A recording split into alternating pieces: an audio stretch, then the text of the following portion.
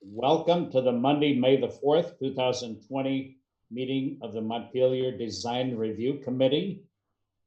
This is being done by Zoom, so be patient with us. And I will let the committee members and staff introduce themselves. Did that come through? Yep, it did. Mike's unmuting everybody, I think. Okay. Oh, I wasn't, but Oh, everyone seems to be able to run their own mute, which is fine as long as everyone's behaving themselves. Eric Yelvertson. Martha Smirsky. Okay. Liz Pritchett. Hannah Smith.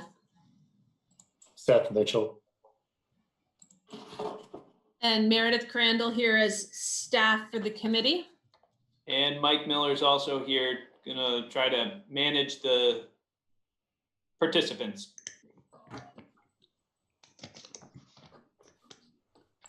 Okay, then I will, does staff want to review the meeting procedures and process? Yes, I think that would be a great idea. And I just realized all you can see for me is the meeting room. Sorry about that. So this may be a little long. We're going to shorten it up as we get used to the process, but we want to make sure that anybody who is attending, especially members of the public who might not have had a chance to review the remote meeting procedures, get all the information, and anybody who's watching through ORCA, through the live streaming, might be able to then call in and get into the system. Due to the state of emergency declared by Governor Scott as a result of the COVID-19 pandemic and pursuant to Addendum 6 to Executive Order 120 and Act 92, the Design Review Committee is authorized to meet electronically. In accordance with Act 92, there is no physical location to observe and listen contemporaneously to this meeting. Therefore, in accordance with the temporary amendments to the open meeting law, the Design Review Committee is providing public access to the meeting by hosting a video conference meeting, including both video and telephone access options, with additional access offered through live streaming of the meeting. We are using Zoom meeting for this. All members of the Design Review Committee have the ability to communicate contemporaneously during this meeting through this platform, and the public has access to listen and, if it desired, participate. Anyone who's listening on the live streaming can join the Zoom meeting at, I guess I'll have to read the link right now, but in future it's posted on the agenda on the city website. So it's zoom.us/J/92834232. Actually, you know what? If you're on the live streaming, it is right here on the shared screen. I'm not going to read that all off. It's right here. You can copy it down, as well as the meeting ID and password, and the phone number if you want to just call in via phone. We previously gave notice to the public of information for accessing this meeting on the city's website. It's at montpelier-vt.org /1164/pending-applications-4-public hearings-hearings. 4-public-hearings. If anybody has a problem accessing the meeting, please email the meeting moderator, Mike Miller, at mmiller@montpelier-vt.org. Further, if you're having difficulties while accessing the video conferencing features in Zoom, or otherwise have questions while you're logged in via Zoom, you can message Mike through the chat function in Zoom. Please try and keep those chats, if possible, public, however, so you can send them to everybody so that they get recorded. And then, sorry, 1 second. I'm trying to see everything at once. When you log into the meeting, you'll have an opportunity to tell the moderator which applications you wish to comment on. When the chair announces that the time for public comment on an application arrives, the moderator will unmute members of the public based on the order they submitted their intent to comment. If you are interested in speaking and had not said you would like to speak previously, please raise your hand if you're on video. Or if you're on phone, you can unmute yourself briefly and state your name, and city staff will add you to the queue of people who want to talk. Once the chair has recognized you to participate in the public section, the moderator will unmute your microphone and confirm that you can be heard. You are then allowed to provide your questions or comments. If you can, keep them to 2 minutes. Members of the committee will have the opportunity to respond or ask questions of you, and the applicant may have an opportunity to respond. The chair can grant additional time for speakers who have follow-up questions or comments. And then after you finish speaking, your microphone will be muted again. The chair will then call the next person to speak. You can provide additional input, but only after the chair recognizes you again. If no one requests to provide additional information on a certain application, the chair is going to move on. If for some reason we're having excessive problems with the public being able to access the meeting, then the meeting may be continued to a time and place certain so that we can actually make this happen. Please note that all votes taken during this meeting are not unanimous will be done by roll call vote.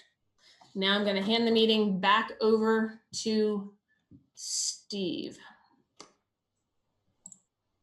Okay, before we ask for approval of the agenda, since we're doing this online, I will quickly review the agenda. The first application is for 79 to 83 Main Street. The Heaney Family LLC is applying for a review to replace 12 windows in that building. The second item on the agenda is for 105 State Street. Tom Lozon for 105 State Street LLC is proposing a new 3-story building to be reviewed. And then following that, we just have the minutes from the March meeting, March the 16th. And based on that agenda, do I hear a motion to approve the agenda and a second from the committee members? Eric moves approval. Martha seconds. All in favor of the agenda? So note. Aye. Aye. Aye. Aye. I think that's everyone. And I'll just quickly ask Meredith, did anybody make a statement or ask to be heard ahead of both of the agendas? First of all, for the Main Street agenda, was anybody from the public asking to speak on that first application? I have not gotten anybody asking to speak on that application. Mike, did anybody sign when they were signing into the Zoom meeting? Did anybody that you know of ask to speak on that one? I don't. I think we'd have to open some of the lines. I'm trying to go through the names on the list here. Tom's an applicant. Alicia's an applicant. Andrew's an applicant. Fred would be in a butter to the second. We can go through the application. We can go through the application first and then see if if anybody wants to make a comment. Yeah. So Tim Heaney, if you're there, would you like to give us some detail about your application? Sure. It's pretty simple. It's really a continuation of a window replacement project. And so we've already put similar windows into the front of the building. They're just new Marvin windows that match what's coming out. I think the only two differential ones on the back, on the rear exposure, there's one door on the second floor that we want to remove. It's unnecessary to have that door going out to the roof at this point. It's a big heat loss and it's an attractive nuisance. So our plan is to put another window along that row to match. It'll largely fill the opening of the door, but it won't obviously be quite as long as the door. It's going to be the same height as the other windows on that row. So there will be a wood panel below it to fill the difference, much like we did on the back of the Savoy building. And then on the third floor, which is probably easier to see, up top, there's an old window where somebody kind of filled in the bottom and put some bricks in there. So what we'd like to do is put just two new, they're both attic windows, but we're gonna put two new Marvins up there that would match the one on the right and get rid of the brick patch. So that's it. Okay, and again, the new windows being put in are a match of the existing ones. It's an Correct. insulated Marvin window with a simulated divided light with the spacer bars. Yes. Do any of the committee members have any questions or comments? Tim, are you gonna save one of the old windows and put it in the attic for posterity? Actually, we're saving a few. Yeah. Great.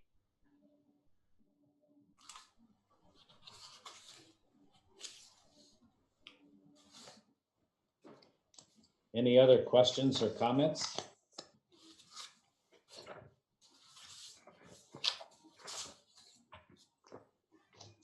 If not, I can read down through the design review recommendation form. Is there anyone, do you want to check the public comment first? Does anyone from the public have a comment?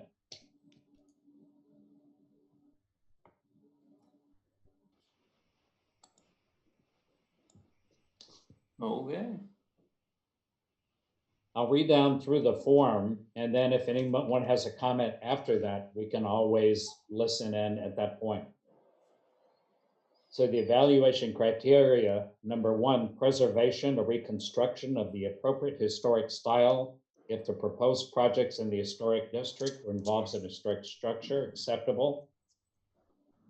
Harmony of exterior design with other properties in the district, acceptable.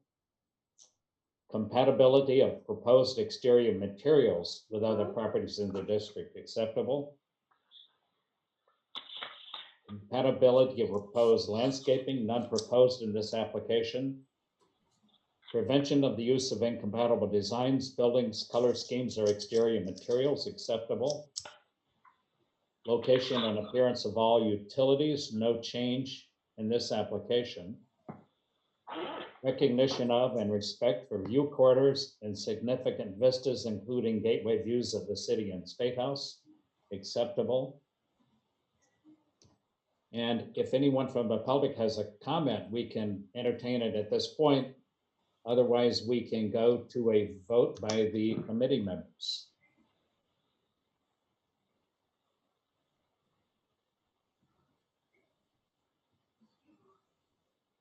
I'll vote yes.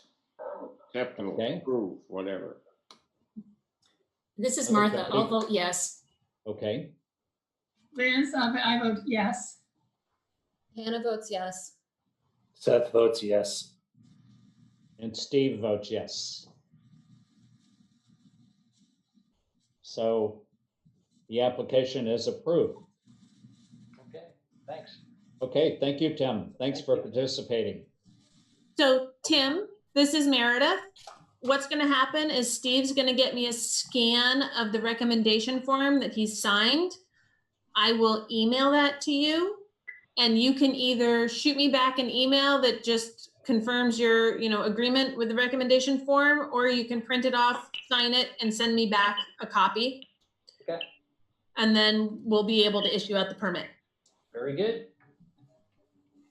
Okay, Great. thank you very much. Thank you. And we can move to the next project, which is for 105 State Street. Is Tom there? I am. Would you like to describe your project for all of us? Actually, I'd like to, I think all of you know Jay, so I'm going to actually yield my time to Jay so that he can more thoroughly explain the project. Okay, good, thank you. All right, let's see, a little earlier, this is my sort of third Zoom today. We had a 2.5 hour Department of Public Safety. I think we burned it out in our office. Internet was down. At the moment, it looks like it came back. I was going to only be able to participate with audio, and Andrew from our office will be able to access drawings. But if you give me 1 second, I might be able to get back in to the new technology. Okay. Anyway, But we've been working for some time looking at this new building with Tom, 3 stories. It would be mixed use. I think, do people see me? I'm joined video. Hold on, I gotta admit you. And then I'll sign off on my audio. It just came back on. Oh, what's that? Okay. That Got was feedback from him having 2 accesses. All right. There you are. Okay, good. So we've looked at it, it's sort of a postage stamp site. It's certainly an important one. It's kind of a transition between the state and the municipality. They have a mixed types of building and building materials, clapboard, brick, granite. We felt that this was sort of a more important building of a little more stature, and are looking at a combination of brick, granite, which we'll get into in detail. I think. Meredith, do you want to share the screen with Jay? Yeah, I'm Jay, seeing do you it. want to be sharing the screen at this point? Well, right now you're going through the application. I don't know if there's Yep. anything specific that one wants within that. We've been through technical review. They had a few suggestions, clarifications, which we've gone through. Maybe Meredith, let me see if I can get to share screen myself. Yeah, I think I need to change the settings possibly. Hold on one second.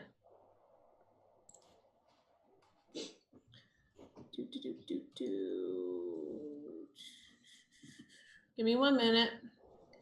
I see a share screen on my screen, but Yep, hold on. Try now. okay, I'll try again. Cannot share screen while other participant is sharing. Ah, ha, ha. Hold So on. you have to unshare yours. Yeah, I think I do. Hold on. Stop share. All right, give it a shot, Jay. Okay, now I'm not seeing that option on my screen. Who Okay. can share? Here we go, here we go, let's see.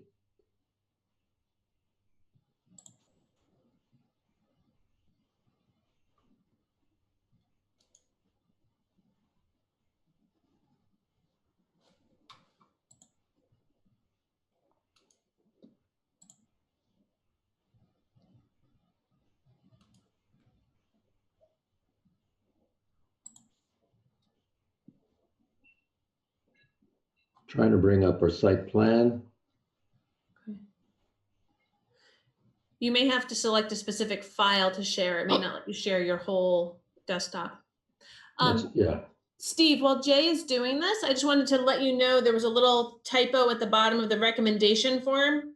The bottom of the recommendation form for this project says that it doesn't have DRB review. It will have DRB review on the 18th. Okay, are you seeing my screen? I'm seeing. No. No? No. Okay. It was supposedly sharing. Andrew, you want to see if you can get to share?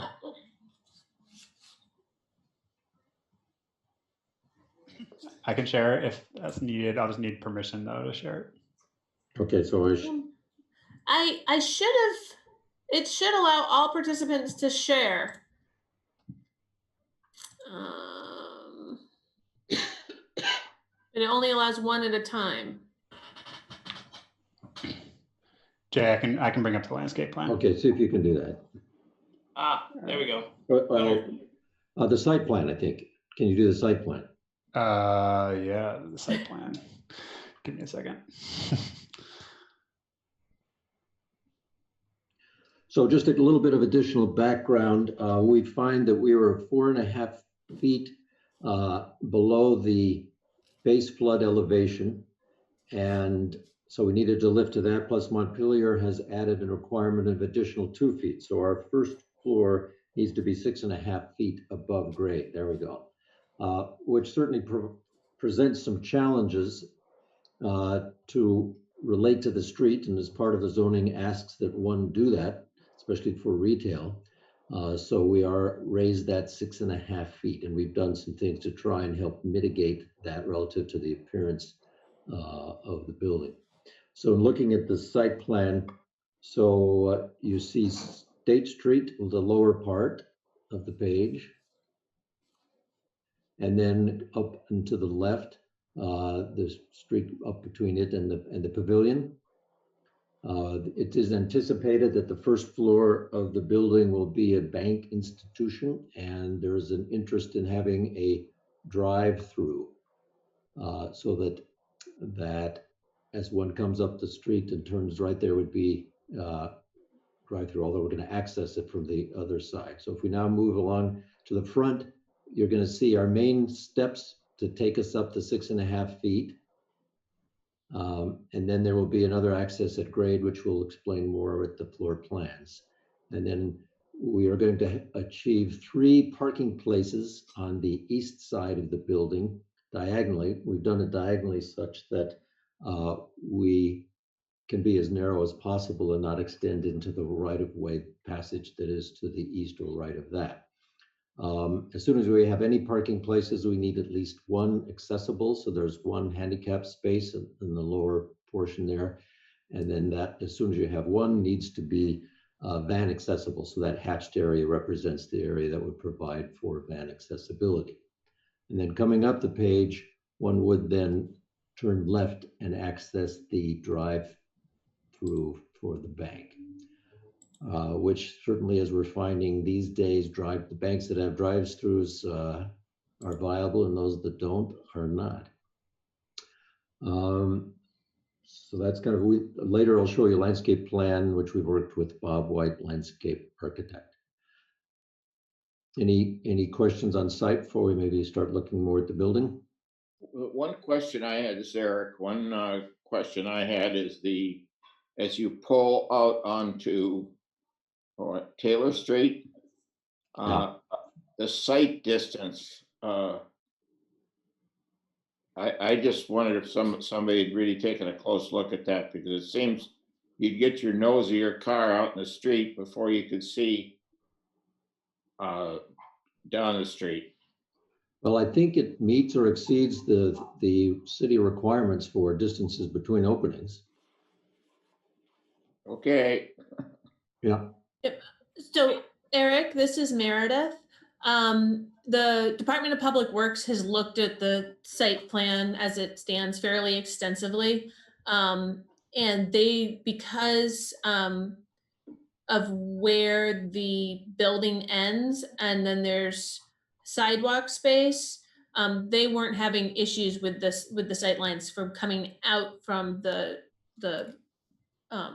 drive-through. I know it's not in our purview, but it's just something I noticed when I was looking at it. Thank you. There is a sidewalk on the west or left side of the building. Primarily provides, there's a door at the rear there that's a second means of egress from the second floor, but would not be seen as a prime path for the public, as you can't continue further north. The retaining the pit at the restaurant, and then the access drive that descends down to the state parking.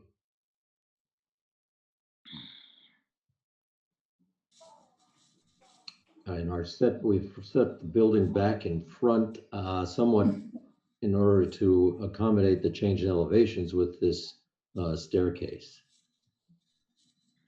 The setbacks along the street sort of vary with each building. We are kind of similar to that of the back of the porch of the pavilion.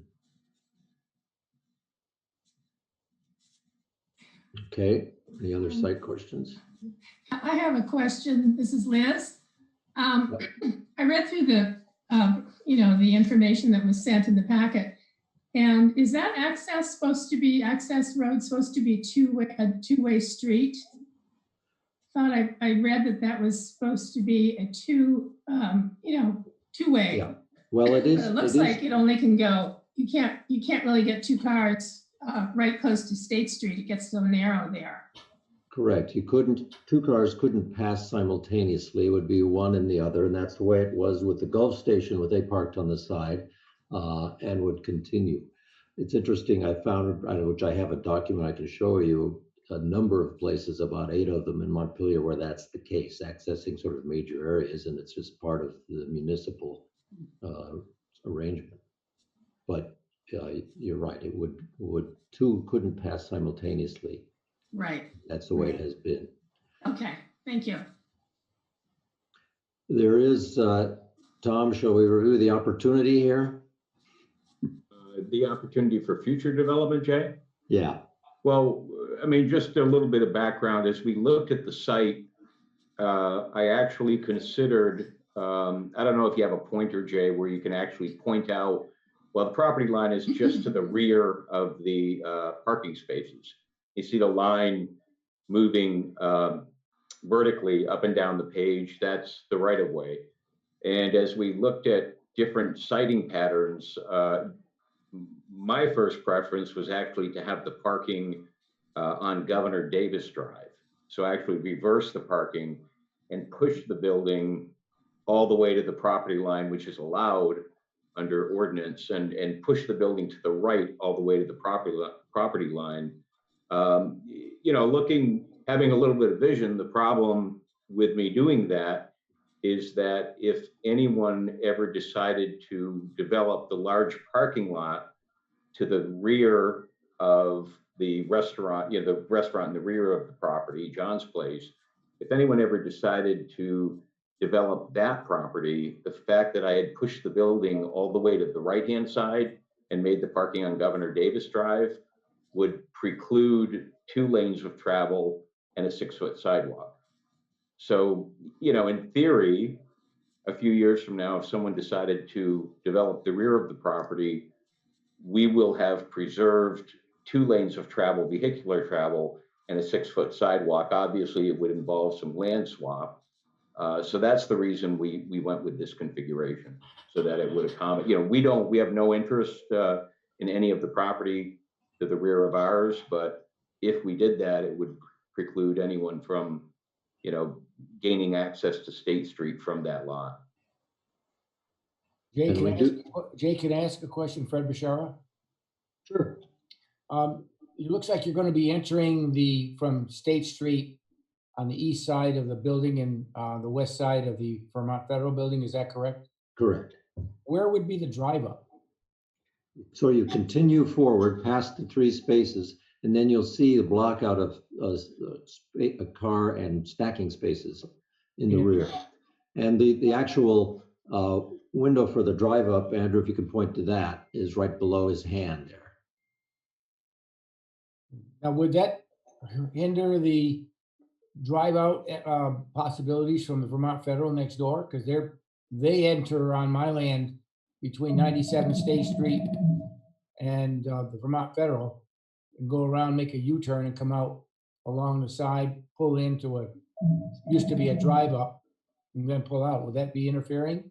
No, couple things. One, that drive up there, it widens there such that cars at that potential location and stacking is beyond it.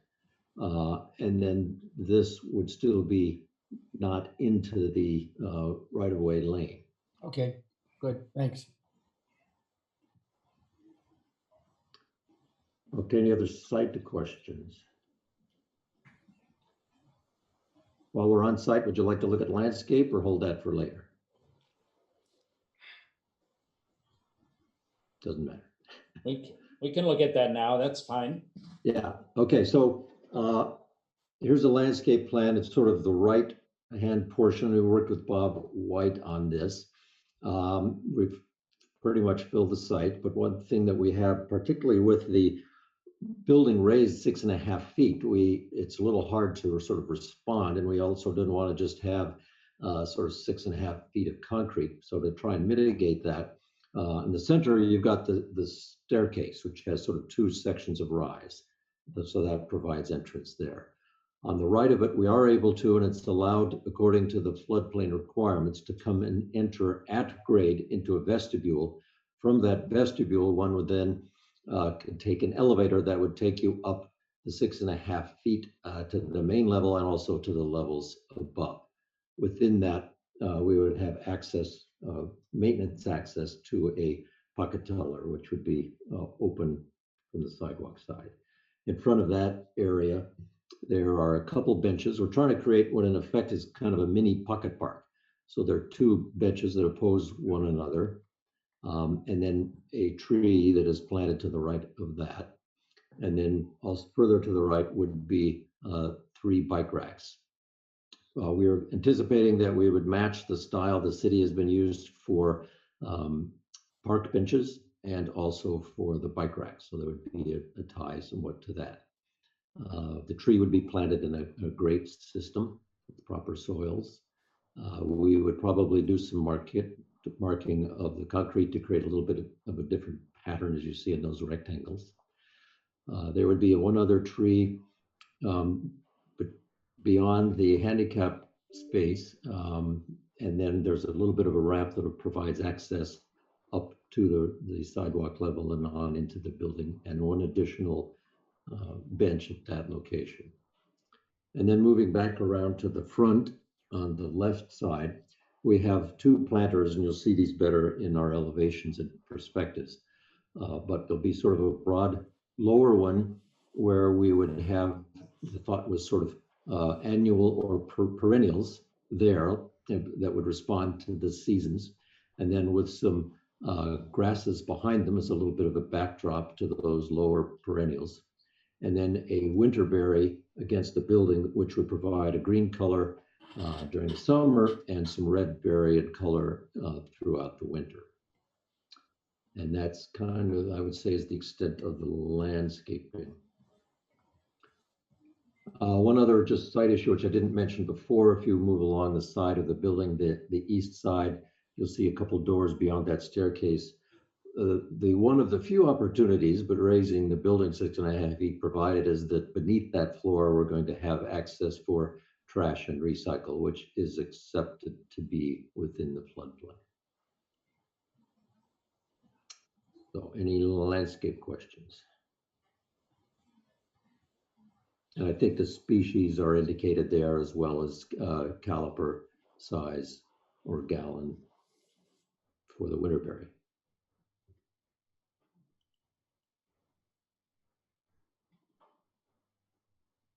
If not, shall we look at maybe the front facade? This would be the State Street side.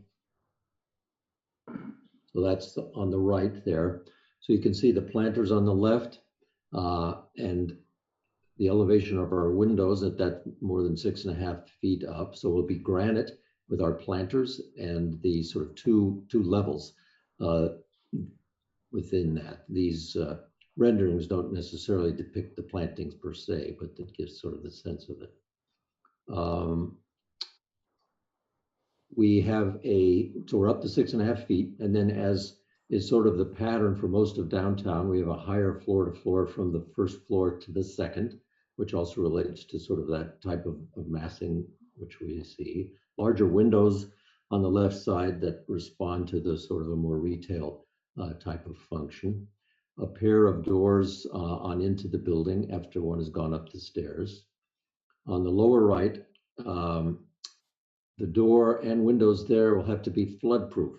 To try and find a door for floodproof that doesn't look like something you put in a prison is pretty tricky. We are able to find something where we can at least have a half light, but they're pretty stout doors and frames, and that's just seemingly reality of responding to the floodplain requirement. We're anticipating a canopy over that area to provide some protection as one is perhaps waiting to go in there. And that's where people would enter again to go to the elevator, and the bank would use for rear access to the backside of a pocket teller. And then the windows above that is a small office that's kind of in an intermediate level.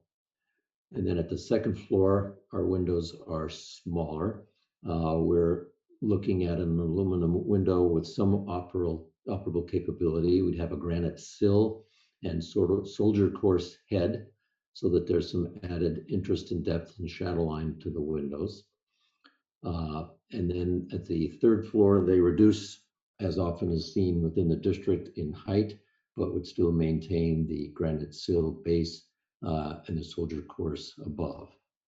You'll also see that there are some banding on the building to add some interest to its vertical height. There's some corbel brick that we have at the sort of second floor and at the third floor, which intersects the windows at an intermediate height. We also have a proper cap to the building, which I think the zoning specifically addresses, as many buildings in Montpelier have. So this would be through a system of corbeling and soldier courses of brick to create that cap. Many portions of that front facade are granite. We're going to create a band around which could then provide an opportunity for sign band. We're not coming to you right now for sign approval, as that has yet to be determined, but would do so when that was appropriate time. Any questions on the front facade or materials? Hey, Eric, could you explain your choice of the kind of asymmetrical windows? Well, one thing we're trying to do is respond both to the combination of context of the historic buildings, but at the same time make a statement of a contemporary building. As you probably, Eric, have found in the departmentary guidelines at times have talked about that a building should be a product of its own time. So we won't necessarily want to just do exactly what one might see in the way of double hung or other types of combinations. So this, we feel, makes sort of a bit more of that kind of a statement, yet responding to the context. Not literally, but at least basically with material. So that's kind of where that comes from. Did any of the windows open? Yes, you can sort of see a bit where there's a V on the upper windows. That's an operable portion, and they'll be fairly limited as to how far they can open as an awning rather than a casement. I don't think opening a casement would look very good, whereas this will be sort of controlled and a limited amount of opening. The lower level ones will want to be controlling the atmosphere of air conditioning, humidity, etc. So those in the lower, more commercial level would not be operable. Well, Jay, the only thing that bothers the one, not that they're distinctive and different, is their asymmetrical quality. Yeah, well, again, that's sort of, I'd say you probably you see generally symmetry in the historic and a little less so, although not totally. I can find buildings, some of the historic Richardsonians that are less than symmetrical in the area. Thank you. They could also add some interest to the facade and a level of texture that would be different if it were simply mere punched openings repeating historic. I like the windows, actually. Can you speak to the entrance canopy, please? Material and so forth. Okay, let's see. Andrew, I believe we were looking at that one being a glass canopy. Was that correct? Conceptually, yep, that was a kind of initial starting point. You see a lot of sort of historic glass canopies, Boston and elsewhere, and we felt that this was kind of a fun piece. It would have some translucency to it, provide some protection. So that's kind of what we see that material being. I think so. It's sloped glass. It's hard to tell from the drawing. We can probably, Andrew, we've got some pictures we could take them to, perhaps when we talk materials, or you want to do that? Okay. There's some cut sheets we can show you.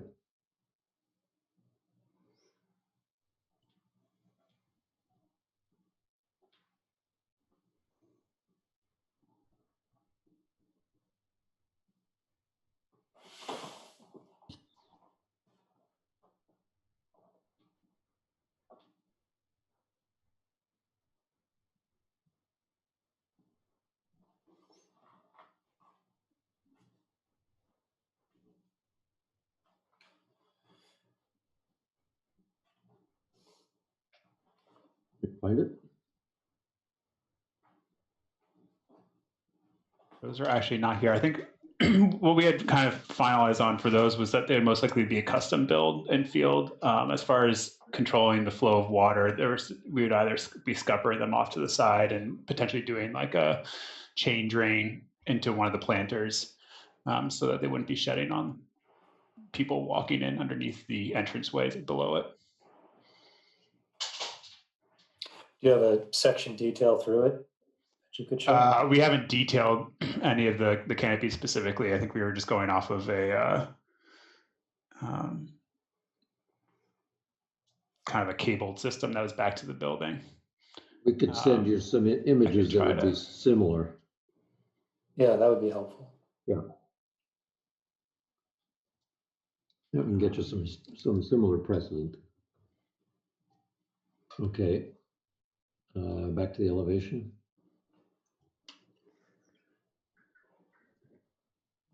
Steve has a question regarding the cornice at the top of the building. Yeah. Was there any thought to use a different color or different material along the top to sort of highlight the cornice as opposed to the brick going straight up through the top?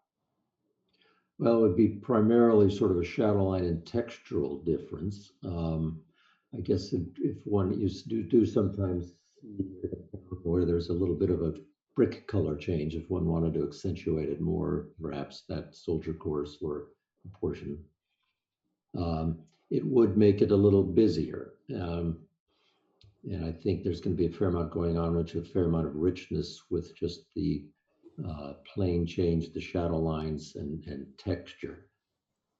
I think, of course, once you start that precedent, then do you keep doing it elsewhere?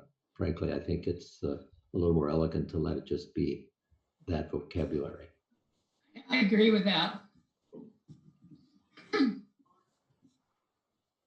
My only thinking was that most of the historic buildings in town, not that this has to be exactly that, but most of them delineate the cornice from the rest of the building to give it sort of a definition at the top, whether it's material, color, or something to set it off.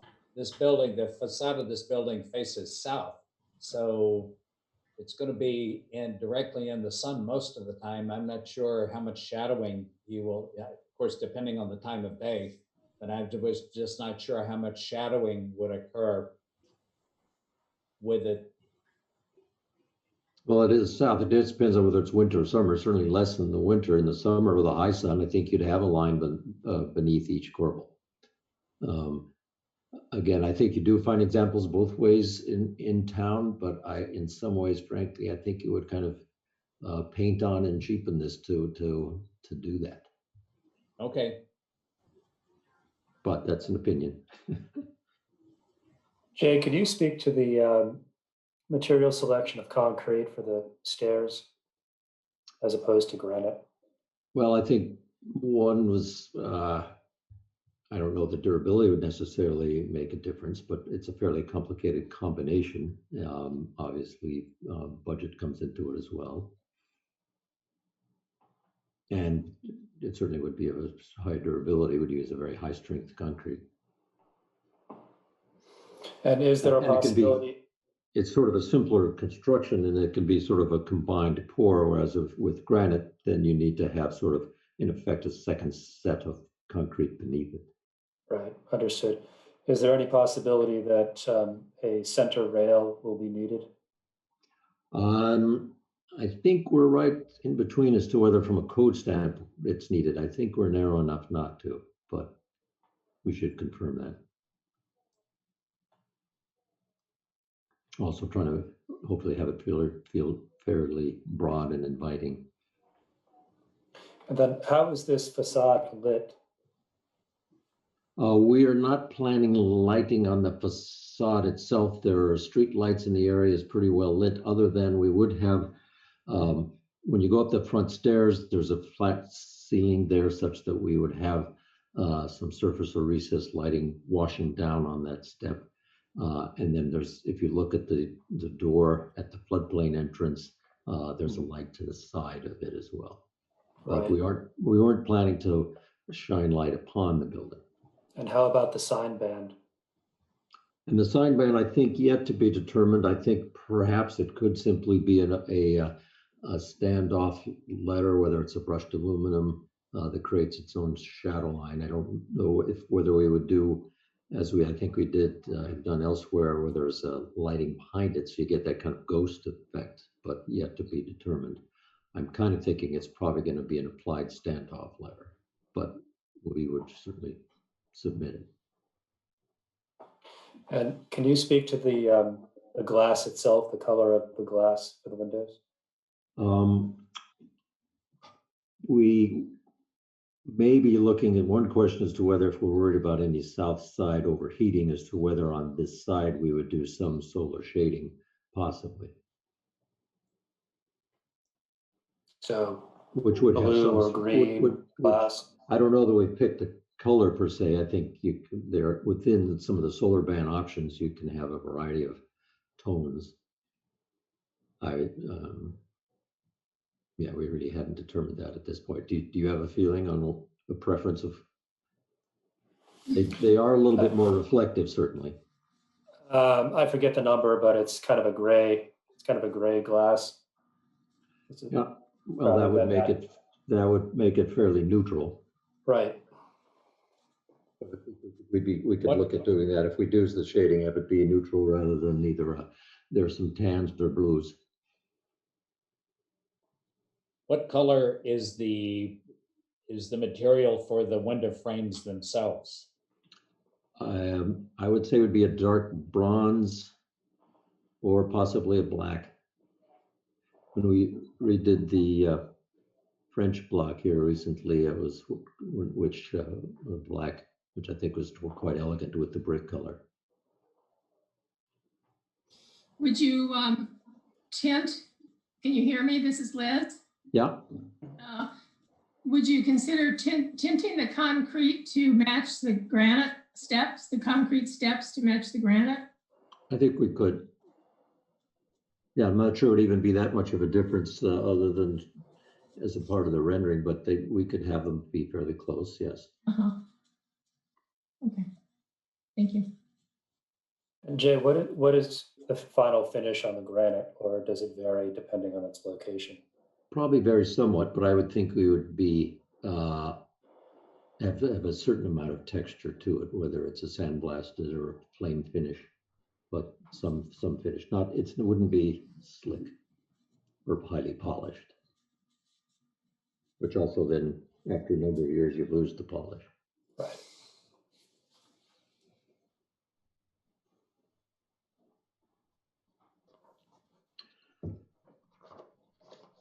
Shall we move to the west elevation, which is right next to it?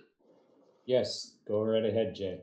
Okay, so we wrap the granite around beneath the other windows that are sort of the retail size. And then that stops as one is going on up the street. We do continue with the corbelled banding and both above windows as well as the granite sills beneath.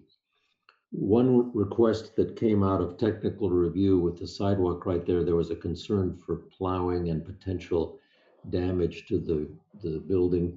We have since, and we can show you a sketch where we're going to, at the base you see right there, that they asked that we raise the concrete or other treatment such that it would be more durable for that being plowed at that elevation. So that's what we would look at doing there. And Liz, yes, we could probably tint that to be closer to the granite.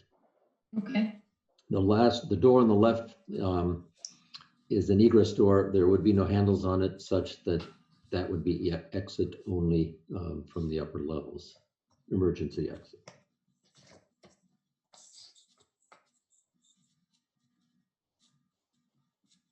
And then as in front, the windows at the top floor are not as tall as the other two.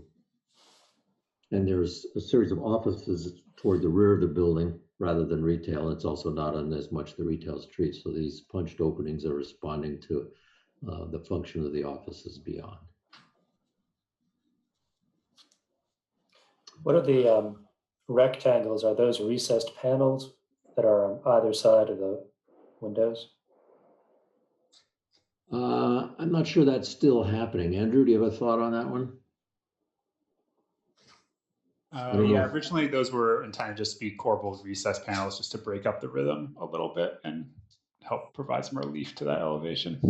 I think in the end, though, frankly, I would not do it because I'm not sure they seem to relate to things above. They might add more sense of opening along that facade, but I wouldn't.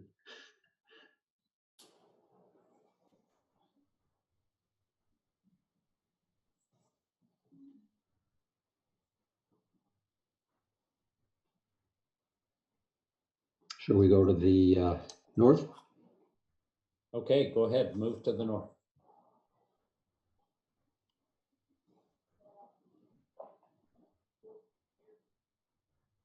Okay, so this is where one would have come in from the left, moving to the right to the drive-through, and there's the access is at that location. There will not be a teller right behind this. This will be done by video and tube. So that's what that would be. And then we have a canopy above that to provide some weather rain protection for a car that is parked there as they're reaching out. And the height responds to sort of a required height for this function. Now this will be a metal canopy, so it's not glass like the other one. So the height is a determined. That will be determined by a standard. Yeah. I think we thought it looks a little high. Yeah. Aesthetically, it'd be nice lower, but I think that responded to a standard so that. Yeah, minimum is 13 feet. Rex.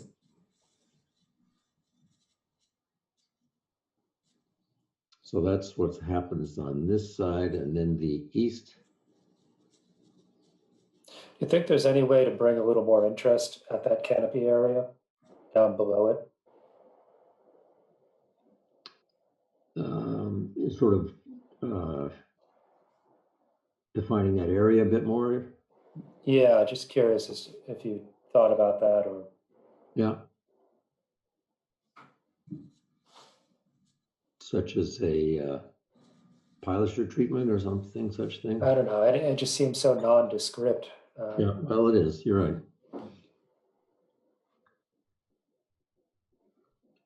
Maybe that's a spot to look at a corbel indent as though it were window placement. Maybe since because of the height, unless we raised up the canopy, maybe it would be more of a size as just the lower portion of the neighboring windows as a pair of or two or three recessed corbel. I think putting some kind of a surround on the teller machine would help make that a little bit bigger and stand out. Whether it's bricks facing a different way or granite or whatever, or something to make it look less like just a hole punched in the wall. Or make it more of a feature. Yeah. Yeah. I could see that. Okay. All right, we can look at that. East side.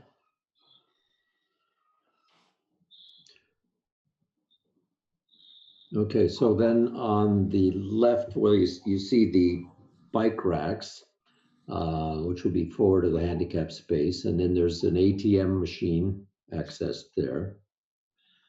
This is all granite surround, and the glass canopy continues on around, so it provides some weather protection when one is at the ATM. Similar exposure of concrete foundation along the side.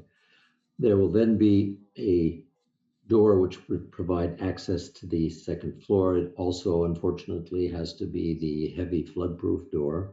And then we're anticipating perhaps this would be a opportunity for a building directory. Tenants at the upper levels would have the opportunity of coming into the elevator lobby and accessing their floors there, but there would also be an option if they didn't want to take the elevator to come in here. We would also come to you with the building directory once determined. And then the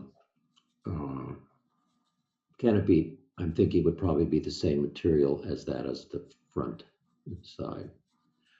The small doors to the right are those that I mentioned where, because of the 6.5 feet in the air, we can do some short doors that would provide access to trash and recycle. Yeah, I would say the same thing here, that making the door surrounds, some kind of a surround on the door in the ATM, because that doesn't look like a very inviting door at this point.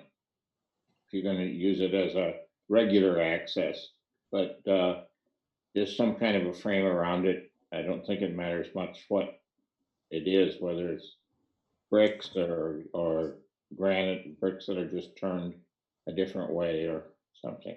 Mm-hmm.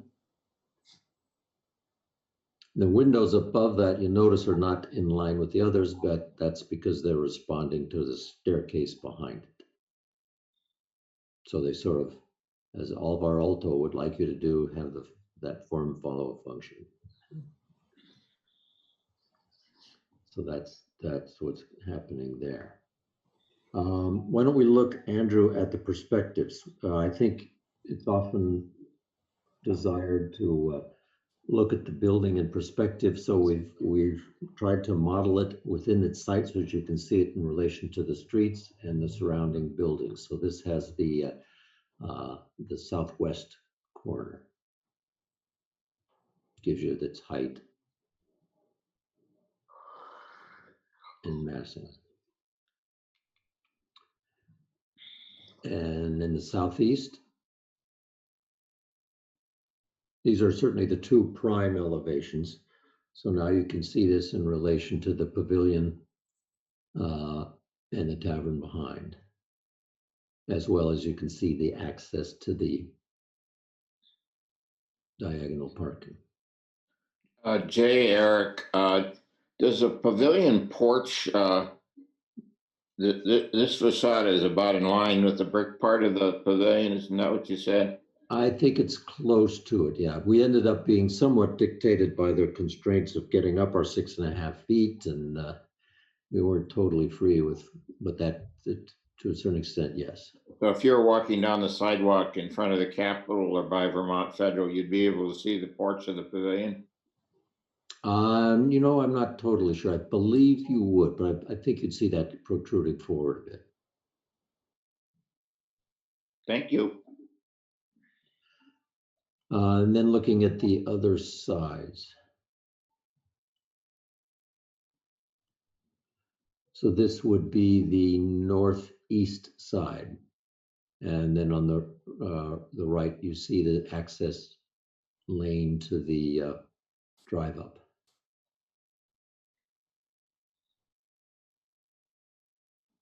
And we're able to pretty much match grade coming along and up there to that, which is the existing elevation of the street.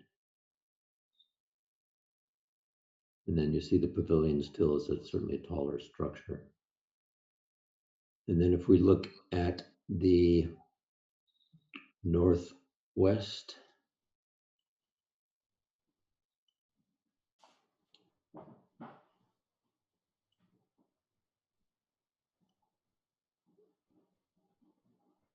then we have our sidewalk coming along. But as you see, the sidewalk is not going to be much of a future destination for pedestrians, in that you've got the retaining wall and elevation drops at the tavern and the parking lot beyond.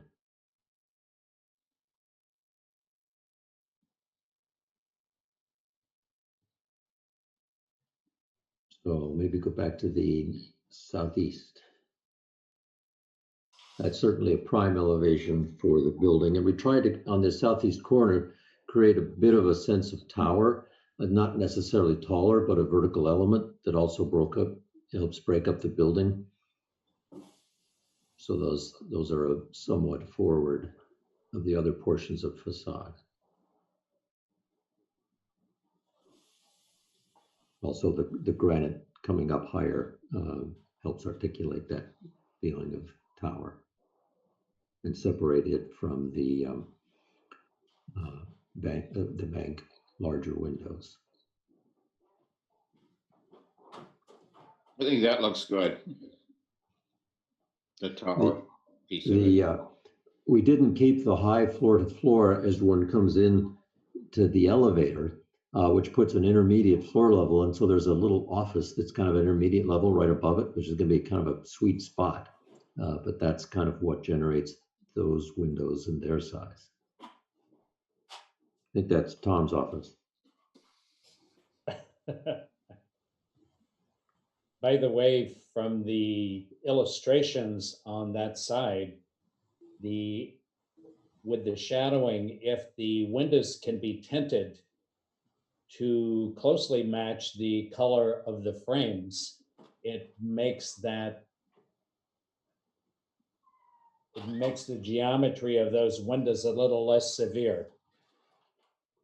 Well, then the total opening would be a black opening. Well, it doesn't have to be black, but Well, or whatever. If it was tinted slightly towards that color, it softens that effect. Huh. In some ways, I think the opposite. If you look at the windows on the second floor east, see how the light and the dark? I like that play. No, go on the right side, on the east side. Yeah, right there. I sort of like that effect of having a little bit of glass show. And it's funny, you know, windows are interesting. If you look back at the tavern right now in this image, they're black. But if you look over at the pavilion, because they're reflecting, or perhaps because they have their blinds pulled, they're light. So windows do change a lot. I think as you see a little bit, we'll maybe actually be able to see through our building a little bit with some of the windows as they relate on the two sides. So I understand what you're saying relative to that being a different mix of pattern, but I kind of think it doesn't hurt it to let it be glass. I think overall, it's very well executed. The one facade that really still is a bit odds with the rest of it, I think, is the backside where we have the drive-through. It seems to be missing something.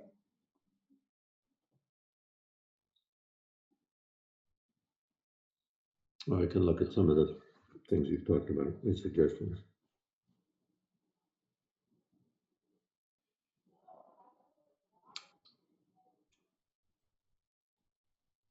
So again, that's it as it is at the moment. We've tried to respond to the sort of combinations of materials, openings, etc. Actually, I'm looking right now at the pavilion. You see some of that intermediate corbel banding, and it certainly its top being a mansard is different, but its cap is just brick, and there's no change of color or material.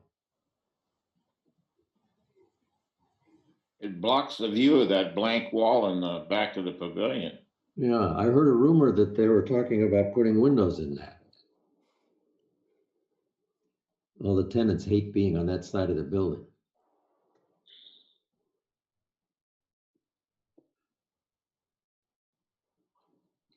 So at this point, you would write your findings and or suggestions to which we would then, unless you just give us approval, that would work. The only things that have really come up so far was that there was a suggestion to make the concrete color match as closely as possible to the granite color. Yeah, And then the only other optional, again, at your option, suggestions were some detail around the door and directory on the east side to make it look a little more attractive, a little more inviting. And then also some other detail to enhance the appearance of the canopy on the north side where the drive up is. Right. That's pretty much it. Okay. And Steve, the color of the glass and the detail of the canopy and some of the incidentals, the signage, once you get to that point. I'm sorry, the color of the glass, what, on the building or which side or which detail? The windows, and then the canopy detail. So Seth, this is Meredith. Yeah. Just to check, so are you leaning towards, so my understanding was we were all, and not we were all, but that people were talking about having the window glass tinted, something a little, maybe on the gray side. And then Seth, did you want to see more detail on that front canopy, or just have more and have it come back? Was that what you were leaning towards? I don't necessarily need to hold up the project. Okay. No. But have that front canopy, have there be more detail to it. It was more of just understanding the detail. Yeah. I think that what we're looking at, they're sort of segmented portions of glass and frame so that it had some levels of interest. I mean, I think I understand what you'd like to see, but I feel fairly confident that you'd be comfortable with it. Does it slope at all, Jay? That canopy? I think, let's see, was we sloping this one? It would have to slope a little bit just to control water flow in the direction that we wanted to. But then we would control it such that we talked about, as he mentioned, maybe even something like a rain chain at the edges. Mm-hmm. I'm thinking about snow too. Snow would primarily stay on. It's only a slight slope.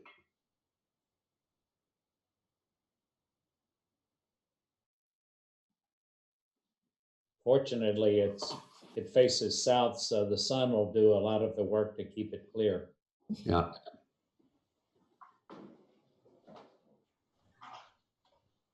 Seth, did you want to add anything in the recommendation form regarding window tinting, and where were you talking about the window or glass tinting? Was that in the windows or the canopy, or what did you want to detail? Well, the windows in particular. And Seth, that was if we were looking at some sort of solar shading, not necessarily you wanted it tinted, but if we tinted it, what it would be. Does that sound correct? Correct. Yeah. That sounds fine. I think water control is really important on that canopy, so it doesn't drip down the sidewalk when the snow melts, and that would make an icy spot.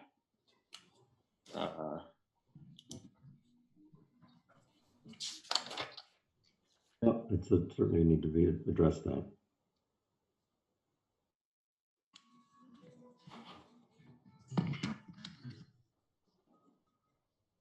Seth, how did you want the wording to be written on the recommendation form regarding the window tinting? If solar ban is used, what tint is proposed?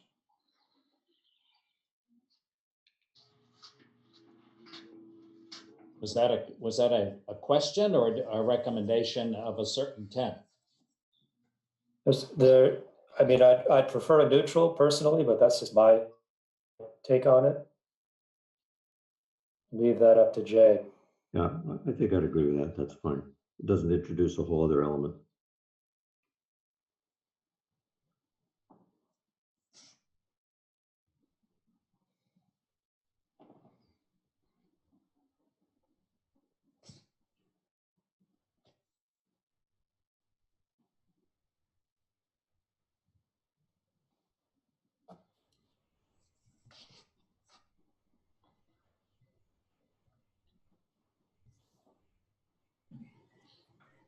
Okay. Anybody else have any other comments about any portion of the application? Any questions, comments, suggestions?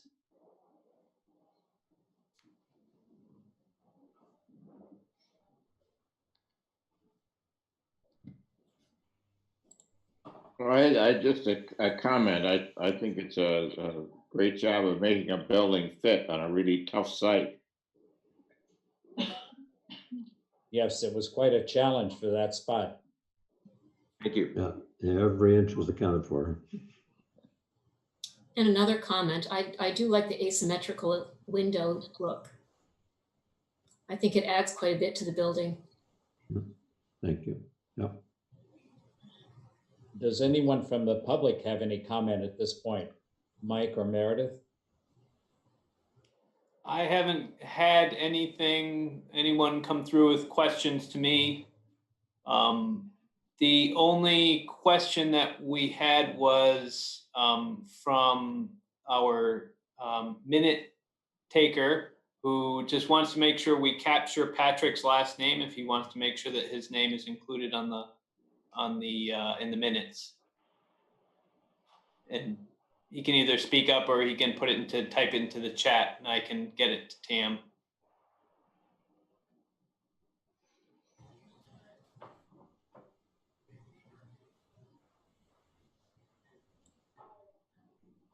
That was it.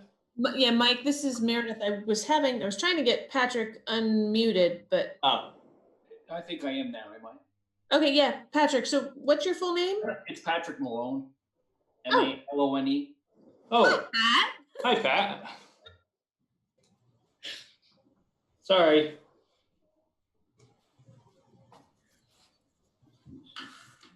Sorry, Pat. I should have realized it was you. Sorry. Does anyone else have anything to add, or should we go through the recommendation form?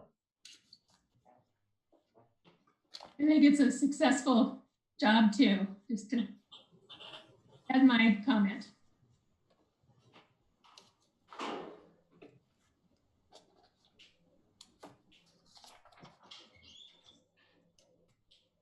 Okay, then based on everyone's comments, we'll run through the criteria. Criteria number 1 was preservation or reconstruction of the appropriate historic style if the proposed project is in the historic district or involves an historic structure. It is in the district and everyone found it acceptable in its design. Again, considering the challenges presented, it seems to be a very nice job. Harmony of exterior design with other properties in the district, acceptable. Compatibility of proposed exterior materials with other properties in the district, acceptable. Compatibility of proposed landscaping with the district, acceptable. Prevention of the use of incompatible designs, buildings, color schemes, or exterior materials, acceptable. Location and appearance of all utilities, acceptable. Recognition of and respect for view corridors and significant vistas, including gateway views of the city and state house, acceptable. The suggestions were, the recommendation was that the concrete materials on the building facades would be color tinted to closely match the granite material on the remainder of the facade. And then several suggestions were optional changes, were detail around the east side door and directory to enhance its appearance and make it more inviting.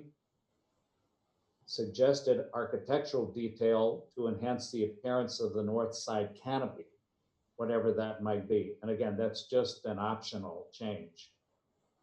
And there was a set suggested a neutral window tinting if tinting was required for solar issues.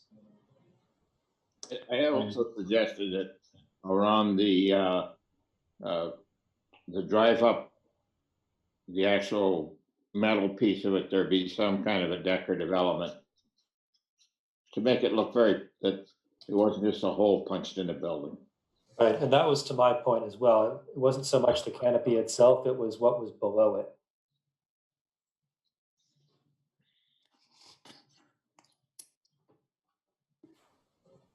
I like that idea too. So I will just add to enhance the appearance of the area below the north side canopy.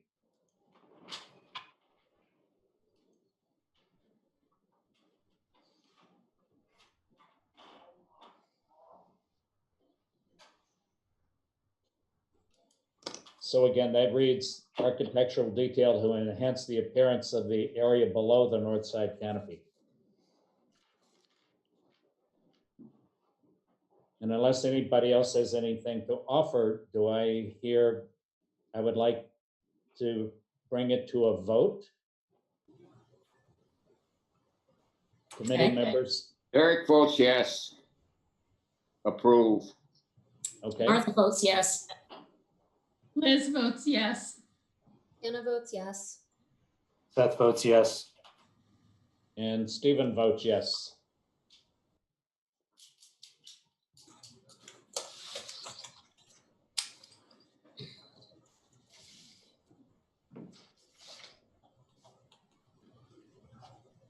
And again, this would come before the next Development Review Board meeting.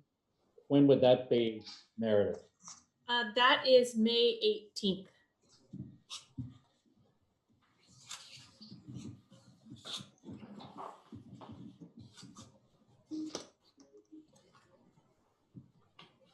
And unless anybody else has anything to offer, I would like to congratulate Tom and Jay for a nice job done. Thank you. We're looking forward to it.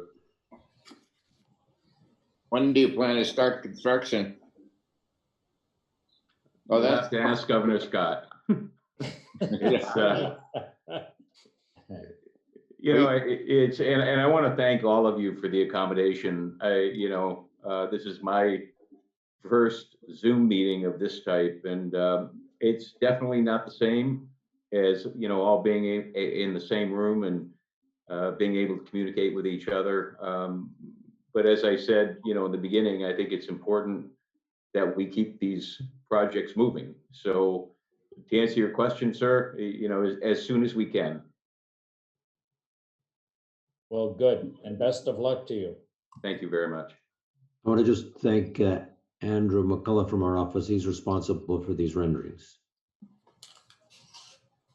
Well, good, thank you. Great, thank you all. It's an interesting experiment.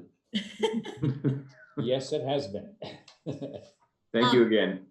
Thank Good you. night. I will be in touch with the recommendation forms once I have them from Steve. And then that will be incorporated into the staff report before as part of the May 18th DRB hearing. Okay. And at the moment, you're thinking that's going to be Zoom and public, or you're not sure yet? I would ask that you all plan on attending via Zoom. Even if the stay-at-home order is lifted at that point, we're going to need to keep it Zoom as much as possible, and only have the in-person open for if somebody from the public needs to access and for some reason can't get into Zoom from home, because there's no way to space everybody out, all the Development Review Board members. There's no way to get them 6 feet apart from each other.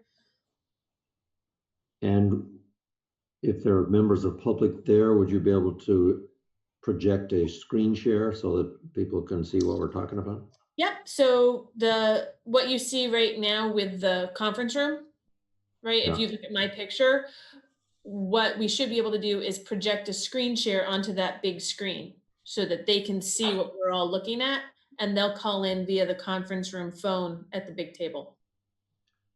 So it would just be calling, there'd be some physical presence? I'm not sure I understand who. If there's a member of the public who can't otherwise access via Zoom from their home or their place of business, They could come in. then they could come in if, depending on, the stay-at-home order and where that's all fitting at that point. Okay. But the board itself would be by Zoom. The board itself, and preferably all of the applicants, and we're going to try and push as many of the members of public as possible to do it all via Zoom from their own spaces.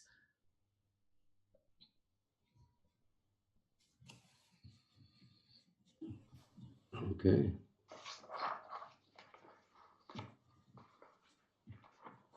This is almost as good as late night television. You even have multiple channels to look at. There you go.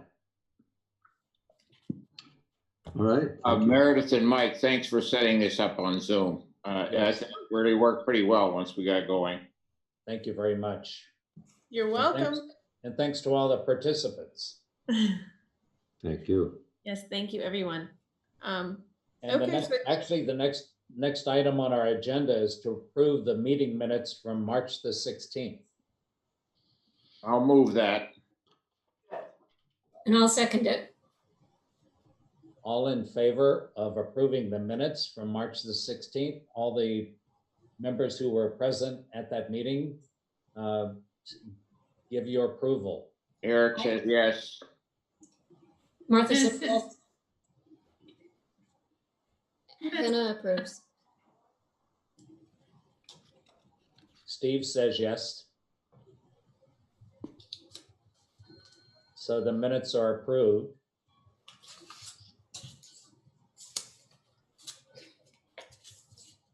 And again, our next meeting is on May the 18th. And unless anybody else has anything to add, do I hear a motion to adjourn? Do we understand, Alicia and Pat were on the line? Is there an expectation, Meredith? They were on because of their interest in 105 State Street. Oh, okay. Malone Properties is intending to buy the adjacent property. Okay. Nope, I was just wondering, I didn't know if there was something on the agenda that was missed that they had expected to participate in, but thank you.